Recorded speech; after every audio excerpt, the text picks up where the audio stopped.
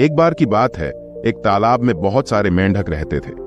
सरोवर के बीच में एक बहुत पुराना खंभा भी लगा हुआ था। खंभा बहुत ऊंचा था और उसकी सतह भी चिकनी और फिसलन भरी थी। एक दिन मेंढकों के दिमाग में ख्याल आया कि क्यों न एक प्रतियोगिता करवाई जाए। इसमें भाग लेने वाले को खंभे पर चढ़ना होगा और जो सबसे पहले ऊपर पहुंच जाएगा उसे विजेता घोषित कर दिया जाएगा। सब मेंढक मिलकर प्रतियोगिता का दिन फिक्स कर दिया।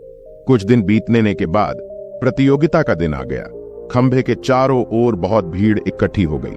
आसपास के इलाकों से भी कई मेंढक इस प्रतियोगिता में हिस्सा लेने पहुंचे। माहौल में सरगर्मी थी, हर तरफ शोर ही शोर था। प्रतियोगिता शुरू हुई, लेकिन खंभे को देखकर भीड़ में से किसी भी मेंढक को यकीन नहीं हुआ कि कोई मेंढक इस खंभे के ऊपर पहुंच पाएगा। चारों ओर यही शोर हो रहा था, अरे ये बहुत कठिन है, वो कभी भी इसे नहीं जीत पाएंगे। ऊपर पहुंचने का तो कोई सवाल ही नहीं है, इतने चिकने खंभे पर नहीं चढ़ा जा सकता। और यह हो भी रहा था कि जो भी मेंढक कोशिश करते वो थोड़ा ऊपर जाकर फिसलने के कारण नीचे गिर जाते। कई मेंढक तो बार बार गिरने के बावजूद अपने प्रयास में लगे हुए थे, पर भीड़ तो अभी भी चिल्लाए जा रही थी, ये नहीं हो सकता, ये असंभव है। अब जो भी मेंढक उत्साहित थे, कोशिश कर रहे थे, वो भी ये सुन सुनकर हताश हो गए और उन्होंने अपना प्रयास करना छोड़ दिया।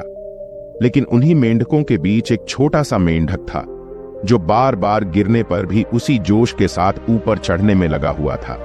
वो लगातार ऊपर की ओर बढ़ता रहा और आखिरकार वह खंभे के ऊपर पहुंच गया और इस प्रतियोगिता का विजेता बना। उसकी जीत पर सभी को बड़ा आश्चर्य हुआ।